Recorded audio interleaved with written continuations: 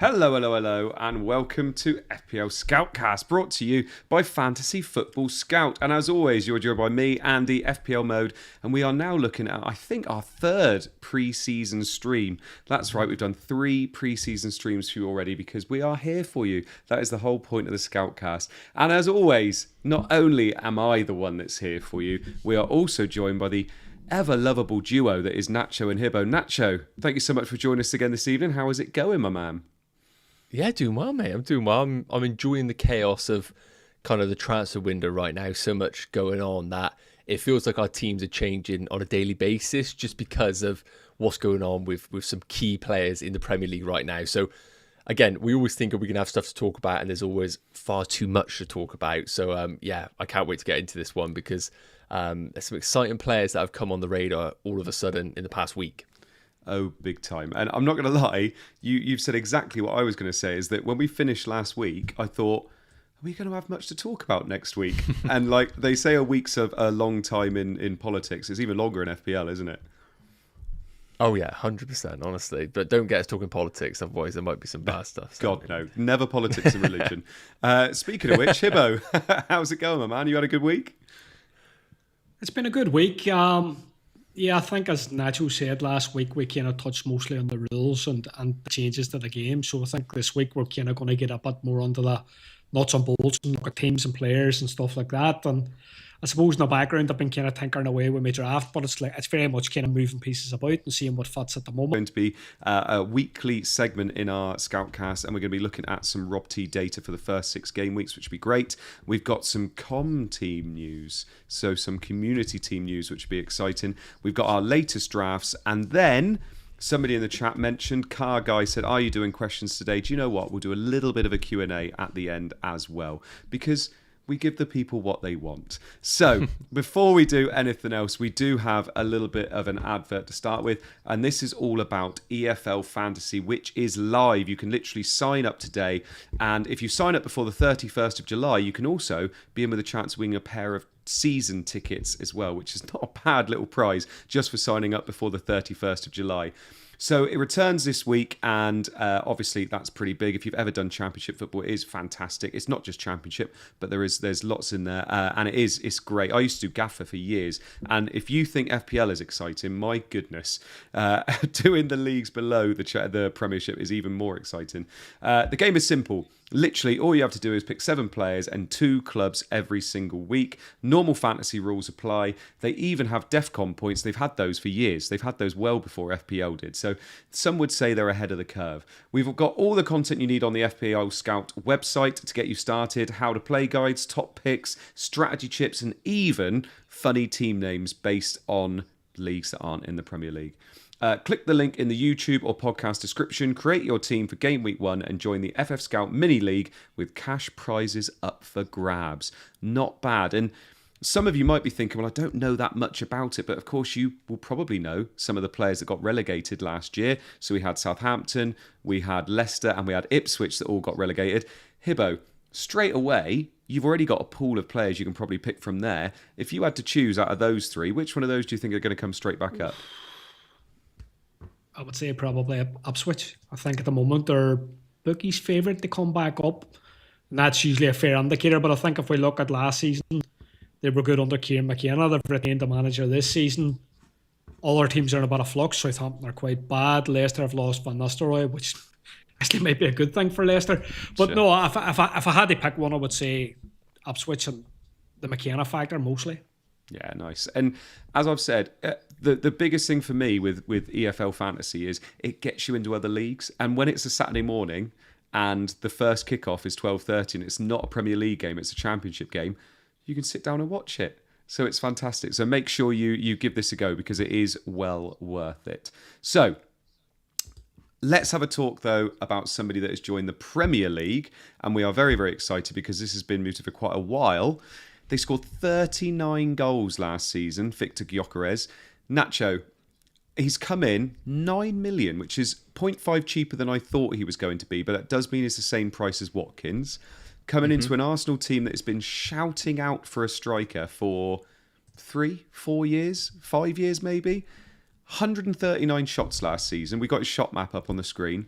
30.9 XG, 39 goals, 0.22 XG per shot last season. Is there any way whatsoever that Gyökeres doesn't succeed in the Premier League? And if that's the case, surely we should all be starting with him for 9 million. Yeah, I mean, there's a big divide in the football community in general with Gyökeres. Some people think he's the next best thing. Others think because he played in the Portuguese league, he had real easy opposition. And the way that he was scoring his goals in transitions, people think he won't have that sort of space in the Premier League against these low blocks. I'm kind of sat in the middle right now. Some people think he'll score 5 goals. That isn't going to be the case at all. This guy, he's able. If you watch his goals in the box, he's able to separate himself so quickly from defenders and get the shots away. So I think he's absolutely fine for the Premier League. But I think we should also not expect the numbers that we did see in the Portuguese league. I don't think he can replicate them just because of the standard of the Premier League being so much higher than that of what he was up against with Sporting Lisbon. Now, in terms of going into game week 1, I've got quite a strong opinion on this. I personally think he's an avoid. I think he's a complete avoid for game week 1. I think the fixtures they have coming up, Man United away, Leeds at home in game week 2, of course, is the standout fixture. But then Liverpool, Forest, Man City, Newcastle. I just look at those fixtures and think any Arsenal attacker has to really do something during pre-season to even make him worthwhile in our teams. And I think a new signing like Gyökeres is a big risk for your sides. And I don't think Kai Havertz is a bad player at all. I am a Chelsea fan. I should have a reason to hate him, and I kind of do. But I think Kai Havertz absolutely does a job for Arsenal. I don't think he's just going to be displaced so quickly by Arteta. So for me, I think he's an avoid for game week 1, but I think he will do well this season, but maybe halfway through the year. What would have to change, Nacho, for you to pick him for game week 1? Would you need to see him play considerable minutes pre-season and Havertz maybe to not be playing those minutes for you to think, actually, yeah, this looks like it could do it? I mean, on paper, it's not the easiest fixture against Man United, but obviously against his former manager, maybe it's written in the stars that he's going to score game week 1. I'm just not as bullish about that. I think absolutely we'll get the minutes, but I think any Arsenal fan, real Arsenal fan that watched them last season will know that Kai Havertz, even though he wasn't scoring the goals, was doing an incredible job for them. So where's he going in this team? Is he going into the centre mid? I don't think that is the case. So I think there are going to be games which require Kai Havertz, and there are going to be games that require Gyökeres. I don't think this is a signing where we are saying to ourselves, they spent 180 million, 150 million, he's playing every single minute of every game. I personally think nothing really happens in pre-season to make him a pick unless Kai Havertz gets an injury that rules him out for the first half of the season. Yeah, I mean, Hibbo, the thing that a lot of people are talking about is obviously the fact that Gyökeres and Watkins are the same price. So you can start with Watkins, and around game week 7 or 8 seems to be when Watkins's fixtures change, and Gyökeres has quite a nice run after that as well.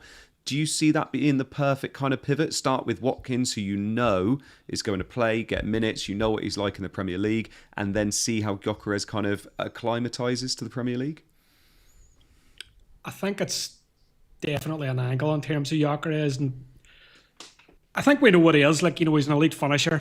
He's physical, he's creative, like he's a good direct runner, he's quick in a transition, and the graphic on the screen I think shows how good he was at Sporting. Like 39 goals. Like, yeah, I think he had 6 in the Champions League and it was a hat-trick against Man City. These are big numbers, but I think it's kind of tempered by a couple of things. He converted 14 from 14 penalties. We don't know if he's going to have penalties. Yeah. So Arteta had a quote during the week, which basically people jumped on it. They were very quick to jump on it, but the quote basically said he may have penalties, he may not have penalties. I think Arteta gave us very little. I think there's some negatives, like the Portuguese league, the quality obviously isn't that good. And I think at times domestically, the opposition that he was facing, some of it is probably League One level. So there's a stat from Gyökeres. He scored 2 goals and 8 against the top 5 teams. Yeah. But he scored 17 goals and 7 against the bottom 4 teams. So he's kind of marking himself out potentially as a flat track bully. How does that translate to the Premier League? That's the unknown. Like, we know last year Arsenal struggled for goals. I think Havertz with 9 was their top goal scorer. Mourinho got 7, and he played almost like a makeshift striker. So there's this negative about Gyökeres where people are saying he's going to come to the Premier League and he's going to struggle to score goals. I think if Mourinho can score 7 in this Arsenal team, Gyökeres is going to be fine, but I think your point's exactly right. Because he hasn't really had a pre-season as such, because he's been effectively on strike, as he up to speed in time to start game week 1, I think that remains a doubt. I think we have to watch pre-season, see what minutes he gets. Nacho hit the nail in the head in terms of the fixtures. They are kind of difficult enough at the start for Arsenal, bar that Leeds game. So maybe if you leave Gyökeres as a wait and see, a watch and see, if he has the minutes, if he has penalties, I think at 9 million he's ridiculously cheap if he has penalties. Yeah, and Nacho, as I said before about him being 9 million, same as Watkins, it's actually quite nice to get another player in at this price point, isn't it? Because one thing that I looked at a lot when I was making my teams, I had Salah, I had Palmer, and I was starting to get kind of a lot of players around 7.5, 6.5 up front. If Gyökeres or Watkins or whoever it is starts banging them in, it's actually quite tricky to get back up to that kind of 9 million bracket. So having someone like him, do you think maybe to start the season it might be quite important to make sure you've got that price bracket in your forwards, if that makes sense? Yeah, 100%. I am actually really excited about this season because forwards are back on the menu. We had them last season, but I remember distinctly a few seasons back we had Haaland and literally nobody, and it was just an absolute trash bag full of forwards, really. So going into this year, I don't know what word that was, by the way. Going into this season, like, I'm just looking at the top 10 strikers right now based on price, and there are some fantastic options. And we also have potentially Isak going to Liverpool. We possibly have Sesko going to Newcastle or Man United. So we have some great picks available to us, and I totally agree with what you said.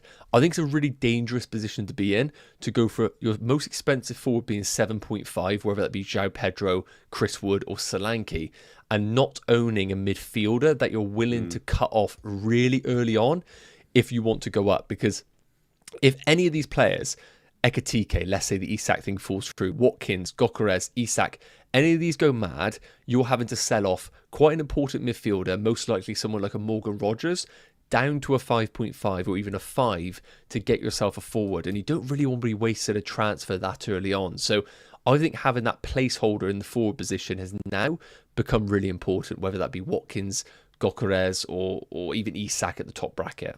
Yeah, and Hibbo, we've all been cheering for the fact that Gyökeres is in. We've wanted more strikers, good strikers for good teams as well, which is obviously what he is.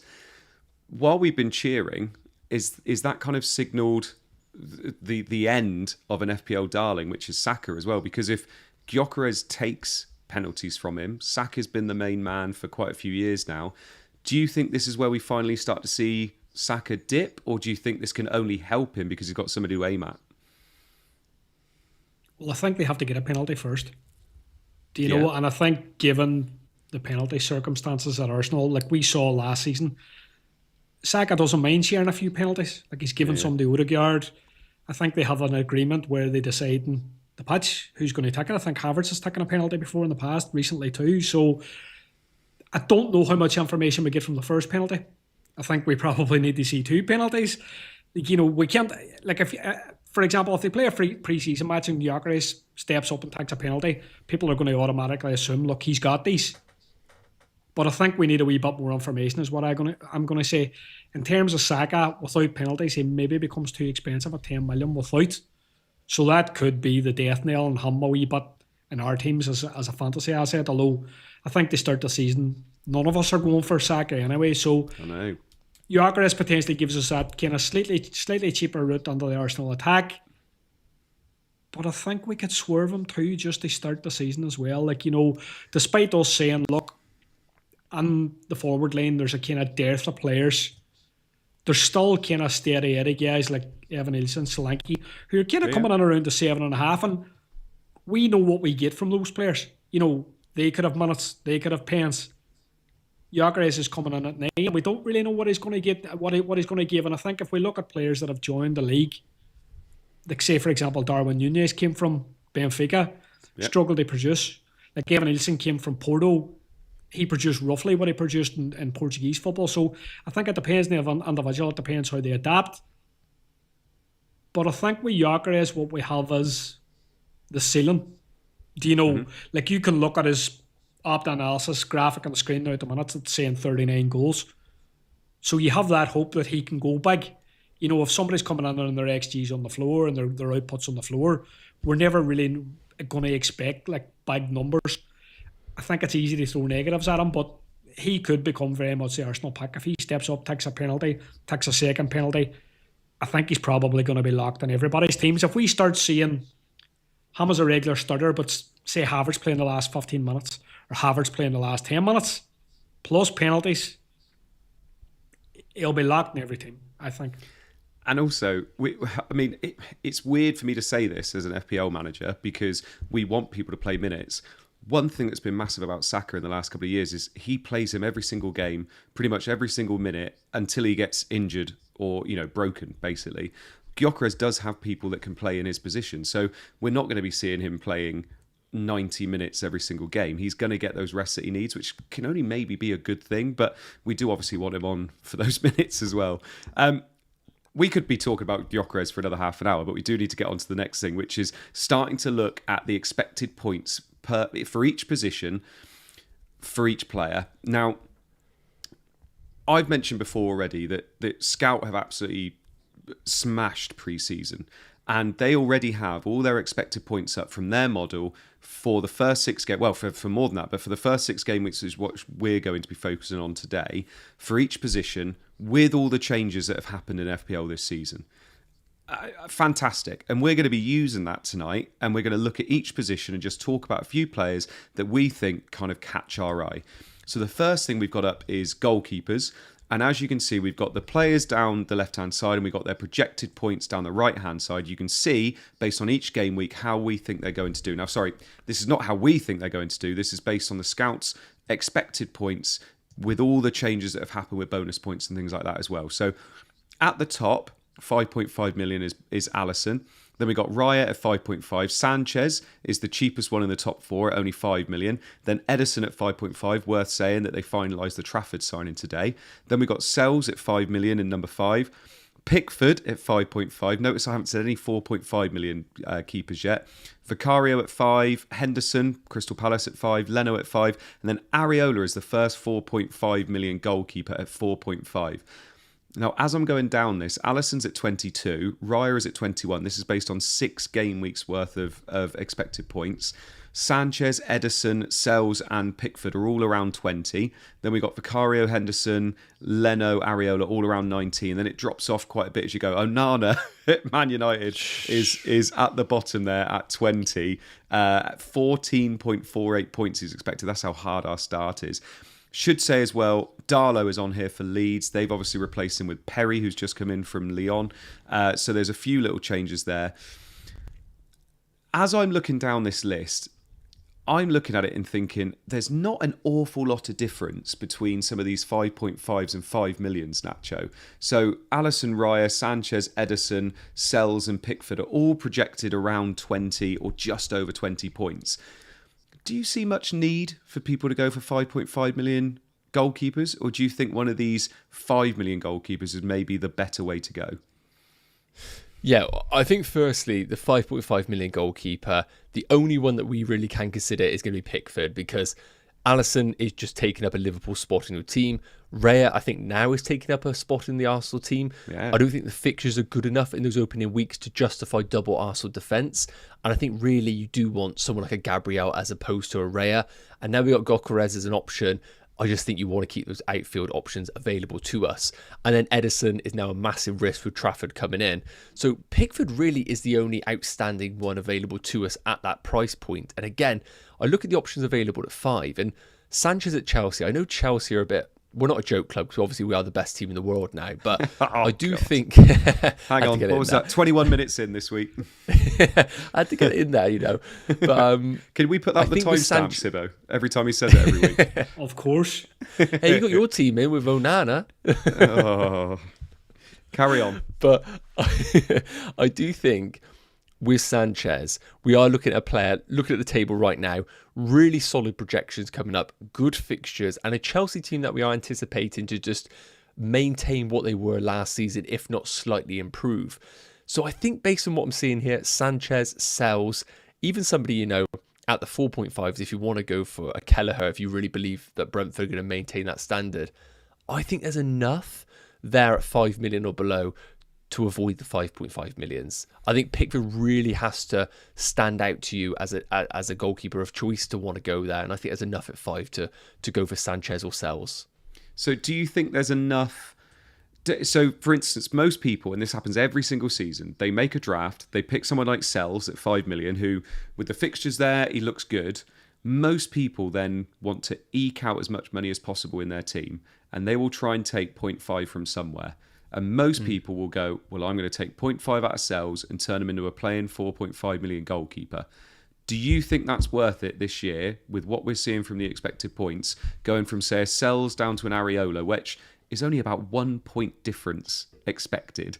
Do you think that's worth it to maybe jump up somewhere else? Yeah. I personally, so in terms of the goalkeeper situation, I've always been one that you have one goalkeeper and that is your goalkeeper each and every week, because we can't really predict where those hauls are going to come from. So firstly, I think I'm one of those that I don't like having rotating goalkeepers. And then in terms of going for a 5 or a 4.5, again, based on the numbers that we're looking at, I would probably say the goalkeeper has always been and always will be the least important position in your team more than ever. So if you are looking to free up 0.5 million, I wouldn't be as fussed about doing so in these opening 6 game weeks. We're not having a keeper here for 19 game weeks. We are really looking at the first 6, because a lot of managers will most likely possibly pull the trigger on a wildcard or accumulated transfers that if they want to, they can make a transfer in the goalkeeper department. So based on the projections right now, looking at what we have, I think if you do need to free up 0.5 million, I would look at the goalkeeper first and foremost of other positions. Yeah, and by the way, we've mentioned Areola a few times there. Apparently they're in the market for a keeper. At the moment, it hasn't happened. There's also Neto here, who's for Bournemouth. Obviously, that's going to be Petrovic, but the expected points would be exactly the same. Hibbo, I'm going to ask you a question now, which is probably quite mean of me, but I'm going to do it. Okay. Who's the best 4.5 million keeper to start the season with? Oh, it's a tough one. Kelleher has a huge amount of ownership. Big time. You know, so if we're looking around teams on social media, we obviously spend a lot of time on Twitter. A lot of teams that you see at the minute have Kelleher as a starting goalkeeper, and that was my draft last week. Now, I've kind of cooled on that ever so slightly because Brentford are losing players hand over fist. They've changed managers. Are they going to potentially struggle a bit this season? The fixtures aren't too bad to start. Kelleher was obviously very good at Liverpool. It'll be interesting to see how he performs now that he's changed clubs. But I think looking at this data, and it was a point that Nacho touched on last week, I like Areola as an option now, and he actually sits best here out of the 4.5 million keepers. And I think the beauty of Areola is you can pick the West Ham backup for 4. So if you want to go on with the cheapest kind of possible combination of goalkeepers going, like 8.5, he's the option there. Now should say same for Kelleher as well, with Aldermarsson. Same for Kelleher as well. Now, if West Ham go on the market for a goalkeeper, that obviously changes all that. Do you know, what I will say is, I think you made a great point earlier. There's very little difference in terms of expected points between a keeper sitting at 4.5 million in the middle of this table and one of the kind of blockbuster keepers up in the top. And there's obviously that argument against, look, you're not going to pick Alisson Becker because you potentially want 3 outfield Liverpool players. The same probably goes for Raya as well. Spending maybe 5 and a 5.5 at the minute, given the budget restrictions in the game, feels slightly restrictive as well. So I do think 4.5 million, 4 combinations, if you can put that together, I think that's ideal. And if I had to pick one now at the minute, and we'll ignore the fact that West Ham are potentially going to buy a keeper, I'll say Areola. Yeah, and let's be honest as well, a lot of us are going to be wildcarding game week 3, 4, 5, whenever it is you choose to wildcard. And that's the thing for me. I think the people that do well at the beginning get lucky on their goalkeeper choice because, like Nacho said, it's the least important position. But if you can strike gold with it, and it happens every year, some weird goalkeeper at 4.5 million becomes essential. And of course, everybody then moves to him after 4 or 5 weeks anyway. But if you can get really lucky and get him, great. But trying to pick that 4.5 million keeper at the beginning of the season is always a nightmare. So it's an interesting one. I do think Petrovic would be way more heavily owned if it weren't for that first fixture. I think the first fixture is putting a lot of people off, but actually after that, the fixtures look quite nice. So I think that hurts him quite a little bit. I also think Verbruggen could be interesting, but then Brighton Brighton were not great last season defensively. So, yeah, it'd be interesting to see what happens. But like Hibbo just said there, Kelleher and Areola at the moment are good 4.5 options with deputies that are only 4 million. So you're only spending 8.5 million on your keepers, which isn't a bad shout. Let's have a look at some defenders then. So we've got defenders on the screen now. A little bit of a difference now in terms of the highest expected points is Gvardiol at 6 million. Then we got Van Dijk with 6 million. Remember, and I did say this earlier, this is with the new C-bit stuff in as well. So this is with the 2 extra points they can get from their clearances, blocks, interceptions and tackles. Hence why Gvardiol and Virgil van Dijk are probably at the top there because they're both obviously mainly going to be playing centre-back now. Tarkowski is third, Frimpong in fourth, Murillo, Saliba, Lacroix, these are all above 20 points. Milinkovic, Gabriel, Pedro Porro, who I'm starting to see creep into a few more teams now, Munoz and Branthwaite, and then we get below 20, Wan-Bissaka, 4.5 million, who is 14th. Then we got Colwill, Cucurella, Anderson at Fulham, who's also starting to get a little bit of a following, also 4.5 million. There's only 2 4.5 million players here, Wan-Bissaka and Anderson. Then we got Reece James, Lewis Skelly and Neco Williams as well. Now, we've spoken about this a little bit last week, but not in great detail. The fact that Gvardiol, who's probably going to be playing left centre-back, Van Dijk, Tarkowski, Murillo, Saliba, Lacroix, Milinkovic, Gabriel, all in the top 10, so 8 of them are centre-backs. Nacho, that just signifies the difference in our play style this season, doesn't it? In the fact that centre-backs have to be in our thoughts. Yeah, 100%.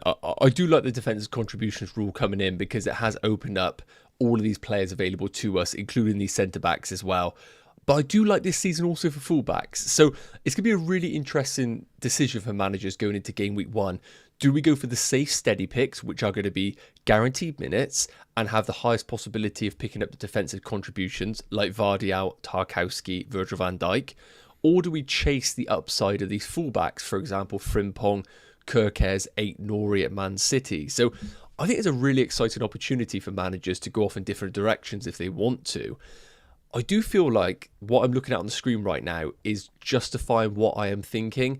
I do think the safe minutes picks are the ones that we should be going for in these opening game weeks, and then identifying the exciting fullbacks that actually are worth going over the ones that can achieve defensive contributions. So I'm seeing Frimpong as one of the highest owned defenders in the game right now. Personally, I have him on my avoid list. I think Connor Bradley's one of those that is absolutely going to take minutes away from him, and I don't see Frimpong starting every single minute, playing 80 minutes every game, and racking up 10, 15 assists over the course of the season. If he does, I'll jump on him in the second half. I think for the first 6 game weeks, if you're going to go Liverpool, look at this table, know he's got guaranteed minutes and he is a monster in defensive contributions. And that is where I'm looking right now. Safe, steady picks in the opening weeks, identify the exciting ones and jump on those after 5 or 6 weeks. Yeah, and like you just said there, before it was always you can go safe and you can go with those centre-backs, but really their ceiling was 6 most weeks, unless they could not win in like Milinkovic did a couple of times last season. So you always went with the wing backs and the full backs, whereas now that bridge is been closed quite a bit. And Hibbo, we're seeing now on here even players that are not premiums, players like Lacroix, and we got who else is on there, Lacroix, Murillo, Milinkovic, like I said, Tarkowski. Would you be surprised if by the time you get to game week 1, you don't have 1 or 2 of these premium centre-backs in your team? We're calling these guys premiums now. We are, mate. Well, yeah, 0.5 lower than the highest one. I would say they're premiums. Tarkowski at 5.5, third for expected points. He's definitely a premium. I wouldn't call them premiums, but I do agree with your greater point on the fact that I think what this table shows us is how CBATs kind of changed the landscape quite a bit. So, normally we would look at this table and we would see Gabriel and Saliba probably quite a bit higher. But like we spoke about this last week, neither are really great for CBAT. Saliba's better than Gabriel for it, so that I think that explains why he's slightly higher. But I do think we're looking at the Forest lads, and I do think they've got good fixtures over the first 6, bar Arsenal away, I think, in game week 4. And you're looking at that, and despite the fact that Murillo, for example, is better for the clearances, blocks, interceptions and tackles, I think I would favour Milinkovic, because he does do that good stuff, but he's also got the potential for goals. And I think one of my main kind of takeaways from the season so far is, and we spoke about it last week, don't get too drunk on CBAT and lose sight of, goal threat's still a thing, assist threat's still a thing. But I think this table is showing us that what's optimal's ultimately changing a bit. I think Gvardiol at the top's interesting, because most of the numbers that he'll be modelled on, or some of the numbers that he'll be modelled on from last season, will be based on him playing left back, and at sometimes playing very high left wing back. Where in terms of defensive actions, he probably wasn't scoring very well.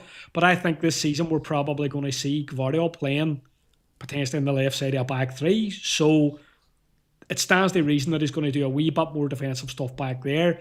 He loses a wee bit of goal threat. So I think he's an interesting one. I think what Nacho said is completely correct. If you're asking me which Liverpool player do I pick, or which Liverpool defender from Virgil or Frimpong, it's no contest. I do think Frimpong has to come on. He has to prove himself.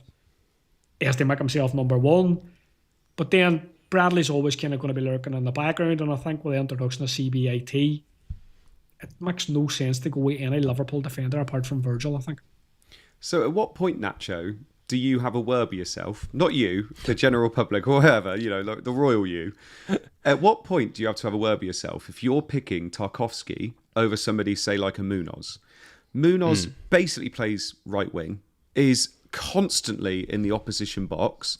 Tarkowski, you're just hoping for 2 extra CBIT points. At what point do you go, do you know what? I still need to be picking defenders that could get me a goal, could get me an assist, over someone like Tarkowski, who I'm hoping gets a clean sheet and gets me 2 extra points. Has enough changed with CBIT for you to go, no, do you know what? I'm picking Tarkowski.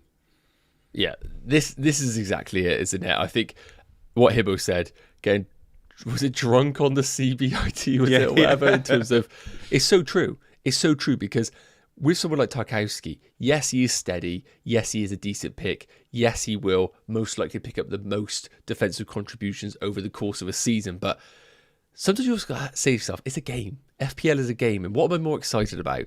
The 2 points for Tarkowski nailing the ball out of play, or I'm more excited about Munoz scoring back post of a diving header. And it's all about chasing the upside sometimes with the likes of Munoz. So personally, I think this is where it comes down to what kind of manager you are. And yes, right now I might be having some boring picks, but I don't want to be just stashing away loads of boring centre-backs in my team. I think you've got to spice it up somehow. And someone like a Daniel Munoz is only 8% owned, by the way. Yeah, I know. And we said about this last season, don't rule this guy out when we get to game week 1. 4 goals, 6 assists. I'm looking at him right now and thinking, Forest at home in 2, Sunderland in 4, West Ham in 5.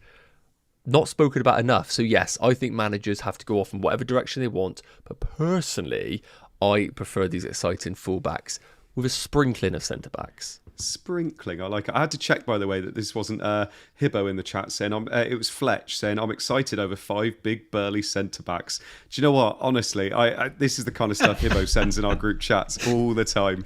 Bit of C-bit. He's got, it's a bit of C-bit. He loves it. Right, let's have a look. Let's have a look at some midfielders now. And by the way, thank you so much for everybody that's already in the chat. We've got 600 people watching us at the moment. So make sure you do like the stream, because it does really help us and helps other people see us as well.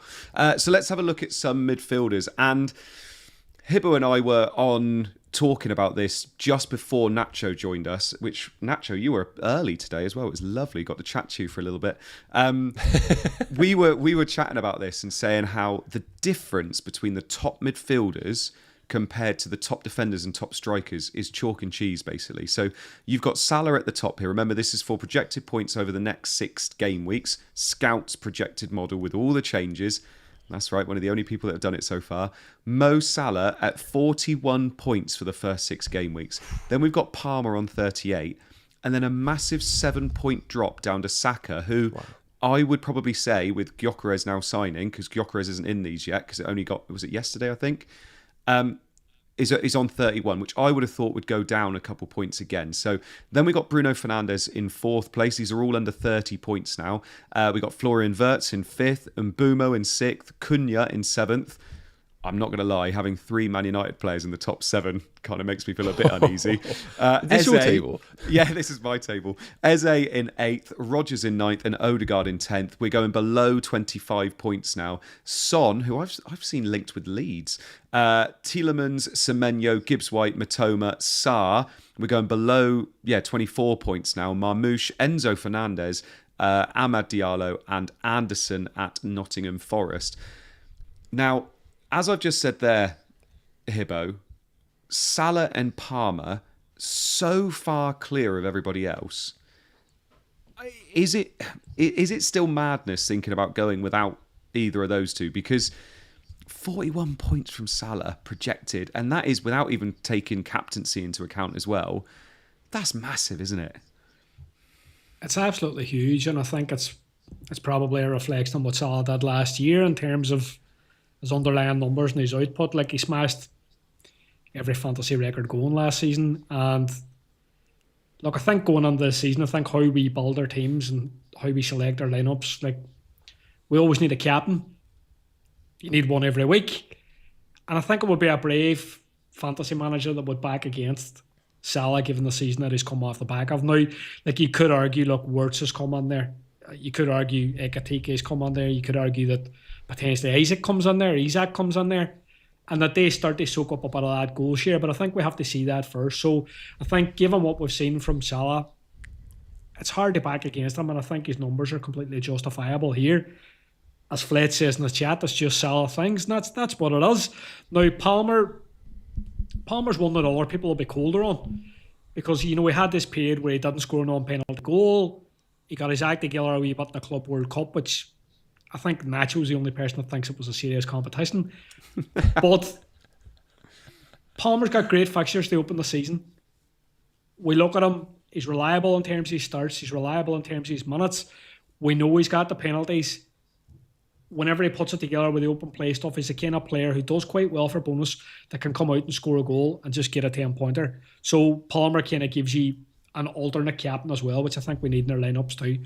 So I'm not really surprised that, given the fixtures, given Salah's form, that they're so far ahead of the pack. But I think the surprise for me here is how clustered the pack is below.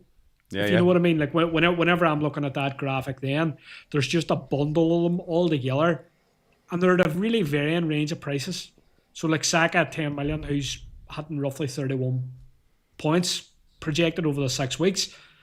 You go down to Eze and you've only dropped 5 points, but you've saved 1.5 million, 2.5 million. You know, it's a considerable amount of money, and I think that's why you're going to see lineups where, well, people obviously aren't going to have 3. They obviously aren't going to have Salah, Palmer, Saka.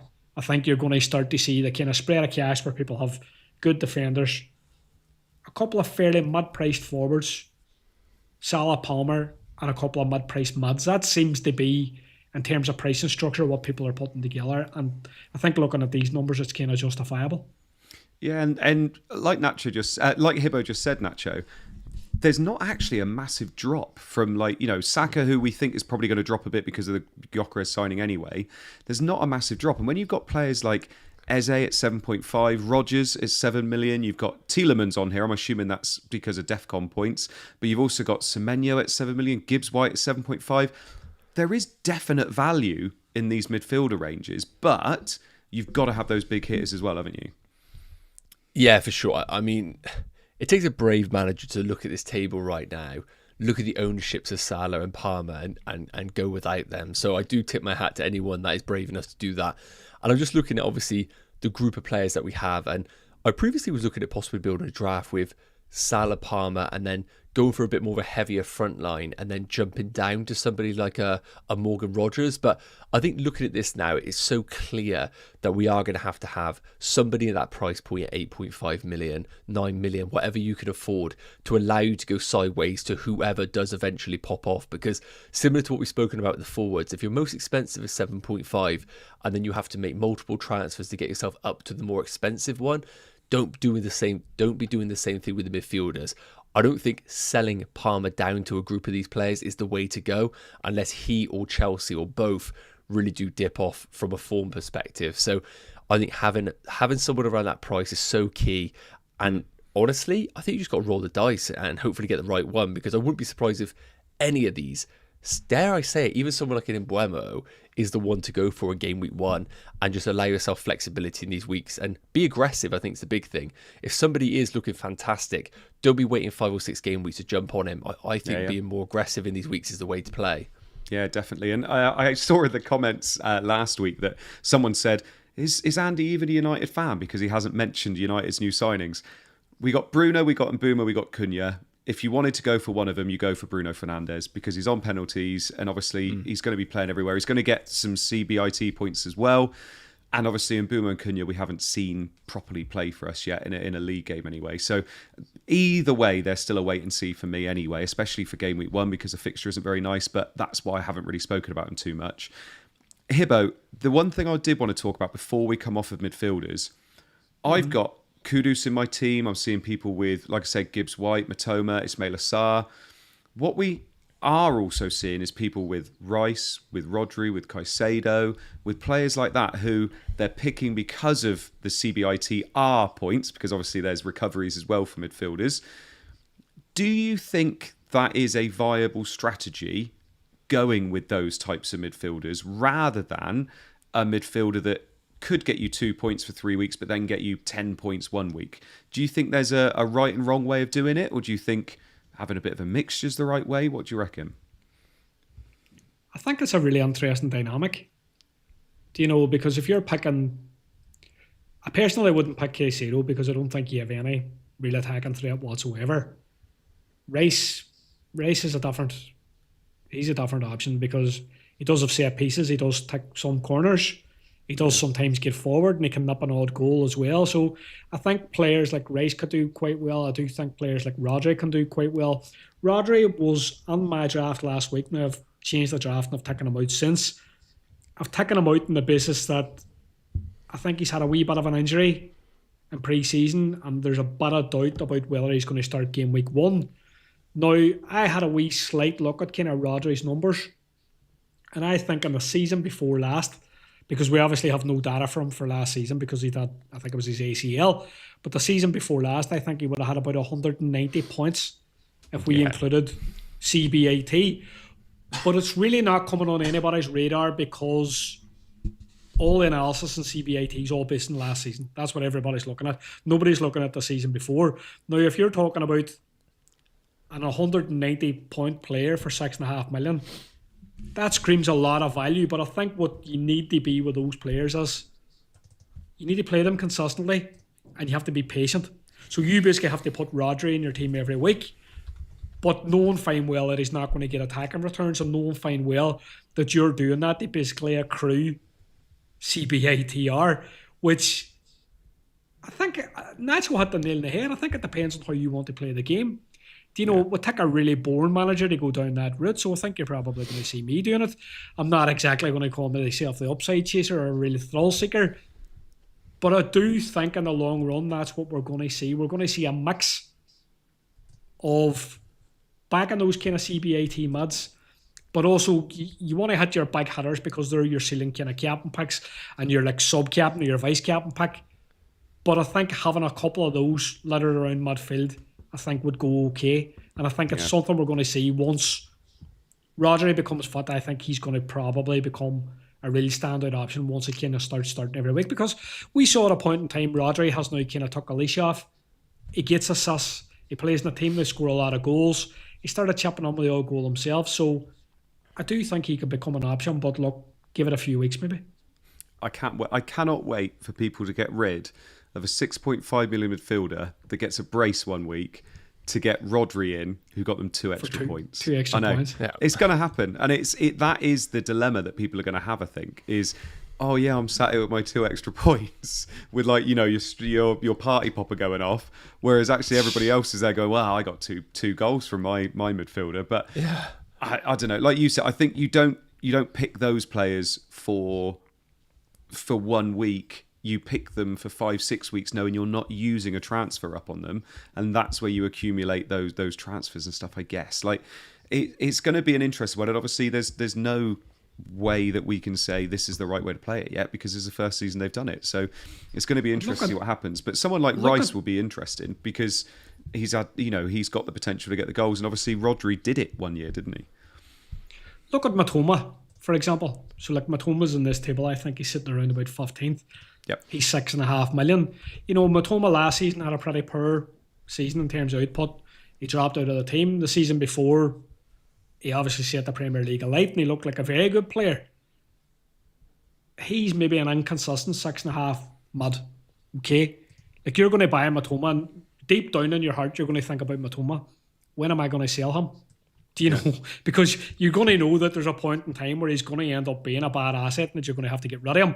And I think the flip side for CBA or RT or whatever we want to call it is, you can buy a locked-in asset. You can buy an asset that you're probably never going to transfer out, or you can potentially keep for the long haul. And instead, you concentrate your transfers in different positions, if that makes sense. We touched on it last week. Do you then move Wirtz to Marmoush? Do you move Bruno de Wirtz? You can start to make those transfers or role transfers and bank transfers if you have steady Eddie picks that you can say, well, look, he's on for a long term and I'm not going to trade him for a Matoma or a Kudus who could be flash in the pan 1 week, gone the next, I suppose. Yeah. No, exactly. And I mean, Matoma did score goal of the season last year. Can't remember who that was against, Nacho. Let's have a look at some strikers then, because strikers there's a massive cliff with strikers, I found, and especially when I first tried to make my draft. You kind of go through 5 or 6 and then it's just a massive drop off in their ability, in their price, in everything really. And obviously this is without Gyökeres on here, but we have had Bowen obviously join the strikers this season. So we've got Haaland at the top, 14 million for Haaland, and he's projected 34 points for the first 6 game weeks. Watkins, 5 million cheaper, is projected 3 points less. Quite a disparity there, but we'll talk about that in a minute. We got Isak at 10.5 million, who's projected 30 points. Don't know whether that's for Newcastle or Liverpool yet. We're expecting Liverpool most likely. Bowen, 8 million, projected 26, so quite a big drop off there from the 30 for Isak. Then we got Pedro, Wissa, Wood, Evan Nilsson, Mateta, Strand Larsen, who is in my team, 23 points he's projected. Welbeck, Solanke, Raul Jimenez, and you can see the drop off happens so quickly now. So we've got Raul, Pirot, Mayenda, Fulkrug, Havertz, Beto, Fleming at Burnley, and then Højlund at Man United. So, Nacho, I wasn't lying. That drop-off is quite dramatic, isn't there? When you think about all the midfielders we can pick, all the defenders we can pick, only really feels like we've got 12, maybe 13 strikers, because we've got Gyökeres coming in as well. Oh, Hibbo, something's happened to your camera, my man. Only feels like we've got that many, doesn't it? I'm not really sure. What are you thinking with the strikers? Yeah, I personally am quite excited about the strikers this season. I do think there's a nice variety at different price points. And of course, as we've spoken about, Alexander Isak, we're in a position right now where it looks like he's going Liverpool, but until we actually see it happen, we just kind of have to ignore him in our drafts right now. And his impact going to Liverpool, what is that going to do with the rest of the players? Are some managers brave enough to actually go without Mo Salah and have Isak as their Liverpool investment up front? So I'm interested to see what's going to happen with Isak, but right now for me, he probably is an avoid. I just think Watkins is the big one for me. I just think he ticks all of the boxes. When we're looking at a guaranteed player that we want on our teams for game week 1, I just think he's the guy who we know is going to play 90 minutes. Now there's no John Duran, there's no Asensio, there's no Rashford. The team's going to be built around Watkins and Rodgers, and that is it. And the fixtures are great. Unai Emery and Aston Villa are a proven team, and he's at a price point that allows you to pivot to any player around that bracket. So I think right now, if you're watching this, you're listening to this right now, and you don't have Ollie Watkins, I would just try and build a team with him and understand what he can do for your team from a structure perspective longer term. The other one quick shout out is Chris Wood. I literally never owned Chris Wood last season. The closer we're getting to the deadline, the guy is coming into my team each and every time I build a draft. I mean, 20 goals last season. He isn't going to be doing the business like that, I don't believe. But with them keeping Gibbs White, I just feel a bit of a better vibe around Forest, and I feel like he also at 7.5 is the best of those 7.5s. Oh, that is such a perfect segue, because I was going to then ask Hibbo, who do you think is the best 7.5 striker? Because you got Pedro, you got Wissa, you got Wood, you've got Mateta, you've got Solanke. If you had to only pick one of them, who would you be picking? And don't just say Pedro because he's highest owned. That's a very difficult question. I know. That's what I'm asking I'm giving Nacho all the nice ones tonight. He paid me a lot of money for this. What I will say is, João Pedro has a ridiculous amount of ownership right now. It's huge. 60%? 60%. He's obviously going on at Chelsea. He's done well in the Club World Cup, where he joined halfway through and he scored a few goals. I think we saw both sides of the coin in the Club World Cup. So he came on and he scored, or he started and he scored, but he came off around 60 minutes for Delap. And in my heart of hearts, I kind of wonder two things about Pedro. Like, number one, in that Brighton team, he scored, I think, 10 goals in the league last season. 5 of them were penalties. Doesn't have penalties, number one. Number two, his minutes take a huge dent. So, no matter what people think about Jackson, he's there. Delap's obviously there. So there's different options that they can play in the 9. Now, I think what you could say about Pedro is he could play 10, he could maybe play off left. This is all good. I think he's a slightly false reading in this table, and I think his ownership feels at the minute as if it's the first real mistake potentially that the crowd has made, in my opinion. Now, to answer your question, who's the best? Wissa could leave. Yep. Okay. Matera could get penalties if Eze leaves, which would really boost his stock. Solanke could have penalties if Son leaves, which kind of changes the position around him, because he suddenly becomes a very good asset. I think at the minute, if I had to nail my colours to the mast, I would probably say I'd pick Evan Nilsson at 7. Oh, shit. Come on, man. Look, pick the best 7.5 striker, name them all, and then say Evan Nilsson. Oh, my goodness.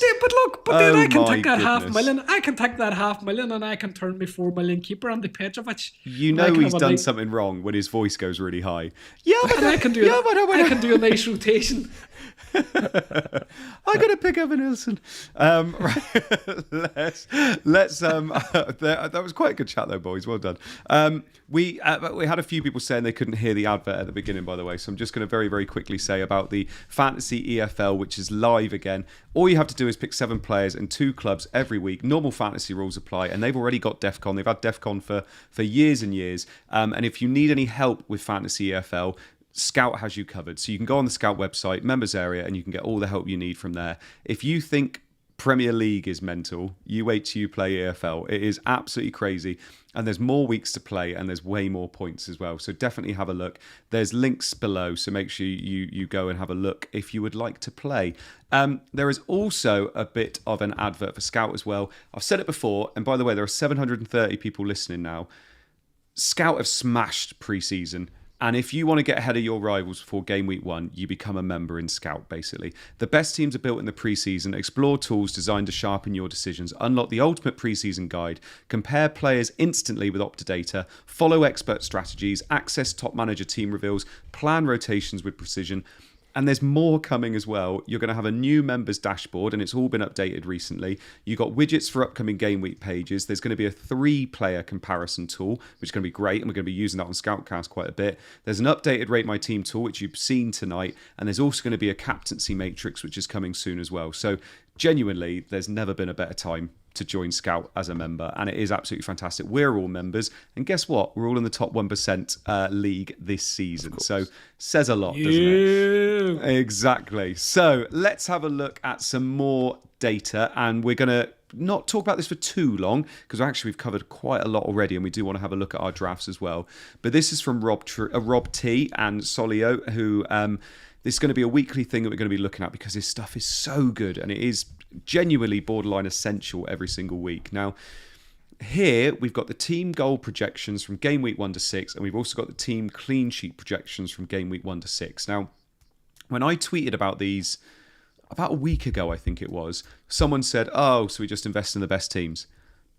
Yeah, because of projections and because of the players that are in those teams, it can look like that. But this also says a lot about the teams that we're investing in, and also the fact that I've got no Man City in my teams, yet they're projected to score the most points and score the most goals in the first 6 game weeks, including one game which has got 3.1 projected goals, which is the highest in the first 6 game weeks. Now, Man City are top for goal projections over the first 6. Then it's Liverpool, Chelsea in third, Arsenal, Spurs, Villa, Newcastle, Brentford, all in the top 8 there. Down the bottom, Burnley, Sunderland, Wolves, which I'm starting to look at Strand Larson in my team and thinking maybe I need to change that. And then in the clean sheet projections, we've got Liverpool, Arsenal, Man City, Chelsea, Nottingham Forest in 5th. And then down the bottom, Burnley, Sunderland, Leeds, the ones you'd expect. Now, I'm going to go to both of you and just ask you quickly just to pick something out for me. Nacho, when you're looking at this, whether it's goal projections or clean sheet projections, what kind of stands out for you, even if it is just, oh, my team Chelsea are in third? Well, I think people that are going double Everton attacking Beto and Ndai should probably look again, because Everton ain't looking good, only about averaging 1.2 per game. If you get the right one, happy days. So just be careful if you're going Everton. No, it's kind of what we expected, like you mentioned. Top teams are top of both brackets, really. Like that, there's a no-brainer there. But we're trying to look for the ones that offer fantastic value and the teams that haven't actually massively jumped in price. And of course, Spurs are one of those teams, looking okay for goal projections here. I never would anticipate them to be fantastic with clean sheets because it's a completely new manager under Thomas Frank. So I've got an eye on Tottenham, to be honest with you. I think that I'm looking at the stats for goal projections, looks okay. And I think it justifies having a curiosity about them in the attack. I would say defensively, just tread carefully with Spurs. But I think it's what we expected, really. But I've got my eye on Spurs, definitely. Justifies having a curiosity in them. That is just lovely. Does that make sense? No, I love it. Hibbo, makes sense, anything that it kind of sticks out for you when you're looking at these tables? It's a bit cliche, but how good Man City are, in terms of the goals, or in terms of their goal scoring potential. And I think if we look around teams on social media, teams of content creators are posting at the minute, nobody's got Haaland. I don't see many teams that are going for Haaland, but say Swerve and Salah, for example. Now, whenever I look at this table from an attacking point of view, it makes me want a piece of Man City. Yeah. And I think there's been a comment by Greg in the chat. He's saying he doesn't think the fixtures are very good, but I don't know. I disagree. I'm thinking Wolves away, Spurs at home, Brighton away, United at home. They're fixtures, I think, and then Burnley, obviously, in game week 6. They're fixtures, I think, from an attacking perspective that Man City could do well on. The first 4 definitely cough up goals. The question is, how do we relate this to fantasy and how do we get a piece of that attack? And at the moment, we're all swerving Haaland, but I think this has me looking at Marmoush. This has me looking at how do I get on this attack and the hope that when they do hit the big number, I'm at the party, if you know what I mean. So, no, I think, interesting to look at, I think the obvious takeaway is good teams are good, bad teams are bad. But I think it's interesting to see, look, am I potentially missing a week, like you highlighted Burnley, 3.19? Am I missing a week where Man City players could potentially go out and absolutely smash it? Yeah. And I don't have any of those players in my team. And I think this is where this becomes a really good reference point. Yeah. And yeah, it's going to, I mean, good luck picking your Man City player, by the way. If it's not Haaland, good luck picking him, because I love Cherky. He's a great player, and I just think I have no idea if he's going to play. Marmoush, we've all said midfielder now. Great. No idea if he's going to start now with Haaland obviously up top anyway. You've still got Foden there, who 2 years ago was player of the season. So who knows who's going to be playing in that team. But if you can get it right, fair play to you. Let's have a look at our community team update, because I said it last week. We now have 2 community teams. So we've got Sean Jackson, who I'm pretty sure is Hibbo, with his team name very original, A. We've got Andy North, which is obviously me, champing at the C bit. Very happy with that one. We've got Callum Dumelo, who is FPL Nacho. So us 3 are like all in there. Secret identity. He does. He sounds like he should have a big handlebar mustache, doesn't he? And then we have got Matt, who is in charge of the community team that has beaten us for the last 2 years. Scouts Honour. Scouts Honour. I think they need to work on that. Scouts Honour. And then we've got Scout Castro, which is our new community team with Andy Given Sunday, which I love that team name. Love that. So we've got 2 community teams this year. I know what you're all thinking. These boys still haven't done their forfeits. We're waiting, boys. Any of you want to speak up and tell us all why you haven't done it yet? I have Lauren Jadis at the minute. Yeah. Really? I do, and I don't really want to aggravate it. The doctor told me I can speak. Well, he says you can barely speak. Nobody understands a word you say. But I have to leave singing. I can't sing for at least another week, apparently. It's basically streaming with Adele, this is. Nacho, any excuse from you? I actually am a part-time singer, and contractually I have to actually sign myself off. So next week I have to actually run it by with the boss to make sure I can actually sing outside of hours. So what I will do is I'll designate Tuesday next week as promised. Yeah, brilliant.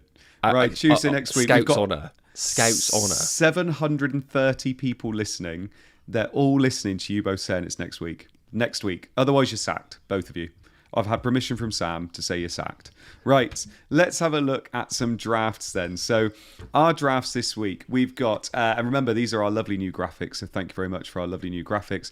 We've got, I've got Kelleher in goal with Kinksky on the bench. Now, Kinksky looks like he's probably going on loan. That 4 million dream has died. The Darlow 4 million dream has died as well. So I don't think we're going to have a 4 million playing keeper, unfortunately. But if that's the case, I'll have Kelleher and Valdemarsson, most likely. Then I've got Van der Ven, Virgil van Dijk, Wan-Bissaka, Concert and Esteve at the back. I took money out of Cucurella, who I've had from the beginning, and put him into Gyökeres up top, which I'll talk to you about in a minute. Virgil van Dijk is a lock. Wan-Bissaka is pretty much a lock as well. Then I've got Salah as my captain, Palmer, Kudus, Wirtz and Enzo Lafay, who are my midfielders. That hasn't changed at all for about a week and a half now. And then I got Pedro, Gyökeres and Strand Larsen up top. Now, Gyökeres, I can already tell you, is going to be Watkins. I'm almost certain that's going to happen because I'm not 100% certain Gyökeres is going to start game week 1. I am pretty certain Watkins will, unless he moves to Man United, and then I'll have to rethink again. But I think Watkins at Villa is a better pick in game week 1 than Gyökeres, and I can see how Gyökeres does and then move if I need to. Strand Larsen, I am really tempted, really tempted to move him down to 4.5.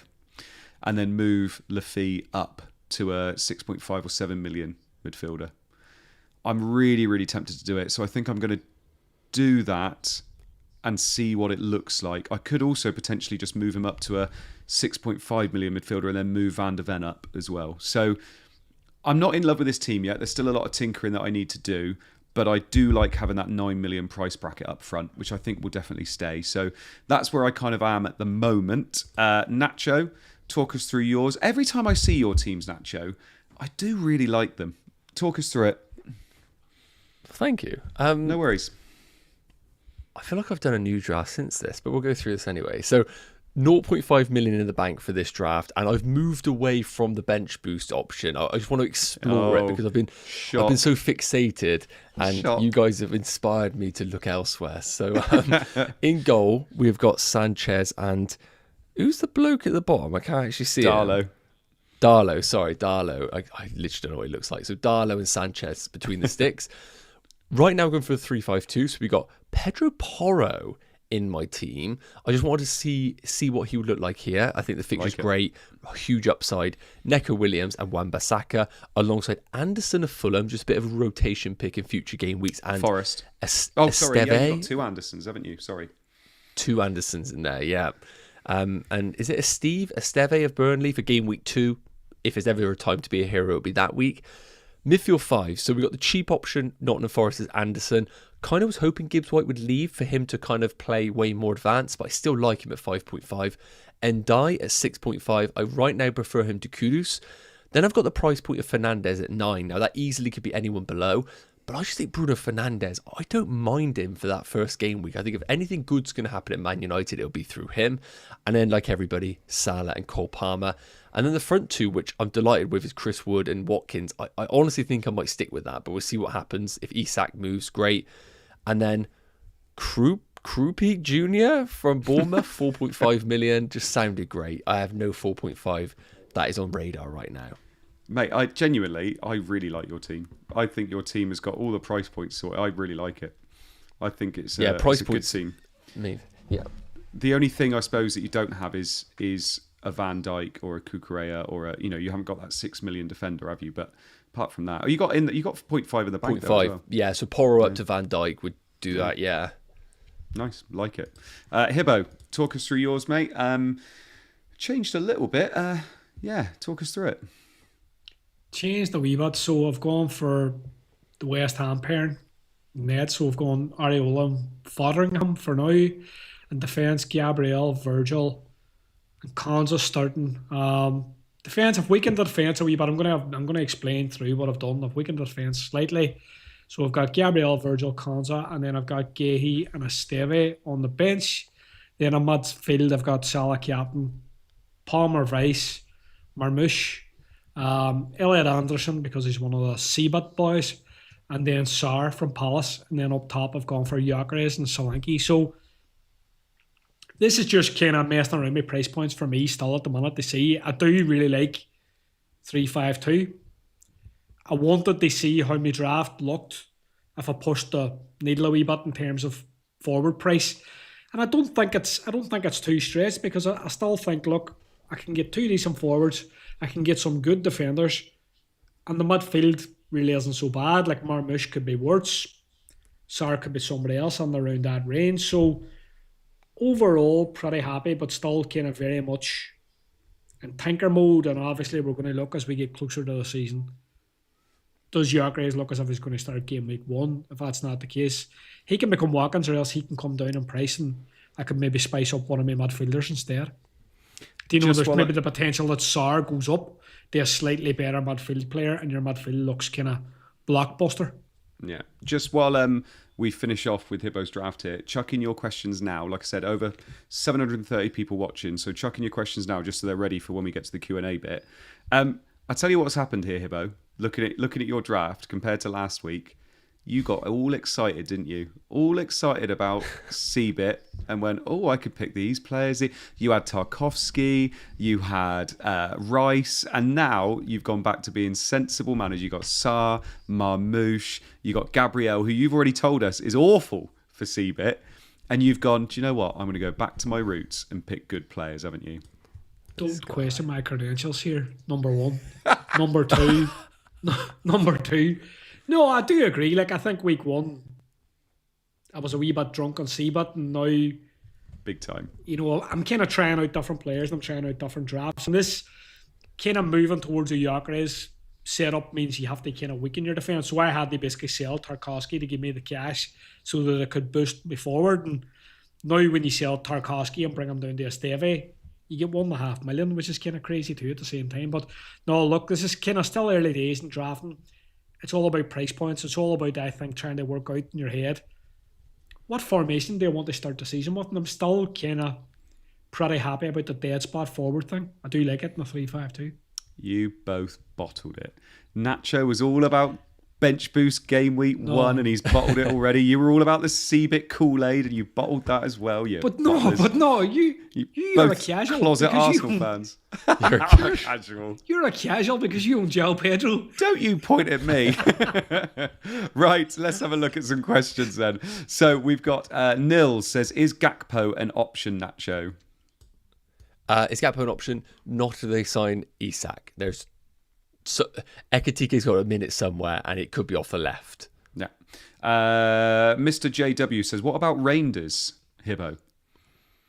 5.5, I think, isn't he? Could be decent, I suppose. I think he's a centre mid. It could do well, I suppose, for the Cbit whenever he's playing centre mid, but I think we have to see him, if you know what I mean. It's like we could see him, we could see some output, we could see like he starts to rack up those 2 points and he starts to become a very good value pick. We don't actually have many around 5.5 that are any use in terms of forwards and midfielders. But I think he's a watch and see, wait and see how many minutes he gets. But if he looks solid and attacking, then maybe. Yeah. But for now, no. Nacho, Car Guy 919 says Fernandez or Wirtz to start the season. Fernandez or Wirtz start the season. I think everyone's going to move to Wirtz because it's the sexy pick and the fixtures are way better than Man United's. But I do think Bruno Fernandes is just the steady pick that will probably outscore him over 10 game weeks. Go Let's have a look. Oh, God, I just zoomed through. Paul Morgan says, this is for you, Nacho. Who wins out of 100 Esteves or one gorilla? Or as Nacho calls him, E-Steve. E-Steve. Stevie. If I know E-Steve like I know E-Steve, you'd only need 50. Nice. Trigger Talk says, why is Conser so popular when he is neither attacking or good on DEF CON, Hibbo? Do you know what's really funny about this? Trigger Talks is Trigger Lips. All right. Trigger Lips used to rant last year about everybody picking Dunk, Conser, Winks. He felt like this was kind of some kind of conspiracy theory. I don't think he does. I don't think he does really that well for CBAT, but I think he's a 4.5. He plays. I think he's in that kind of mould as well, although he does do a fair bit better for CBAT. So I think people are looking at Villa. They're an established defence. They're a team up kind of at the higher end of the table. So I think when people want a cheap starting defender, it's just one of those that you potentially go for, so I don't mind it. Tim Falcon says, is Tielemans an option? He's good with CBIT, got penalties, you should have penalties, and he has some attacking threat. What do you think, Nacho? I don't mind it, but 3 goals, 2 goals the season before, 3 before that. Yes, he will get a few assists, but I just, not for me. Fair. Right, thank you so much for all the people that listened tonight. Like I said, I think we cut out at about 750, which is absolutely fantastic. So thank you so much for those people that watched tonight. I hope you enjoyed what you watched. Hibbo, thank you so much for joining us this evening. Hope you enjoyed yourself as well. Always a pleasure. We're getting closer and closer to the start of the season, and the excitement's starting to build. What I am going to have to do ahead of next week is name my team. Yeah. Be good. I'm not going to create a badge because I refuse to create a badge, but I have to make my rig. Do you guys make a rig? I don't know what that is. Like your team. Your team kit. Oh, a kit. Oh, yeah. Sometimes a rig, like an outfit, like a rig, like a body. That's what we call it here. Like a team kit. Do you not make your team kit in Fantasy Premier League? Just making up words, mate. Have you had a good night? Shit, hey. Yeah. Design your kit for next week. Okay, I will do, definitely. My rig. Nacho, have you enjoyed yourself this evening? Yep, it's been a pleasure. The last one before embarrassment next week of doing our forfeit. As you see, I've got a croaky voice already, so I have to maintain this right now.